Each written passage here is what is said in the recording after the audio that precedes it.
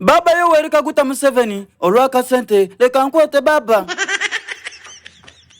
Kuba muganda wange menton yena alina kyabala baba ze nandikiriza nkwembera akemba ndogere n'ebitaliwo baba nga nkuwana. Kubanga baba Yoweri ife mwani ewe ife tutulima tukera bwanchonga derimye. Kubanga nze ndidye kutandikira muganda wange menton byaleka nze baba mbyogere. Kubanga ye nazira budulizi ayera yayogera n'ebitaliwo ibena yabyogera.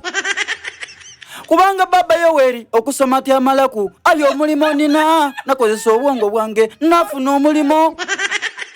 Baba ekyenda wula ekiriwe busoga baba enfunza daja jaira enfunza daja baba tituyenza kwegemya ekyo kyo tuli bulungi abasoga. So kati menton muganda wange akasente tulijaga banoba soko nkobere mwana butikanula gaiso baba nze ni bwankanuza gaiso tuna twena tuli kunonya luseke.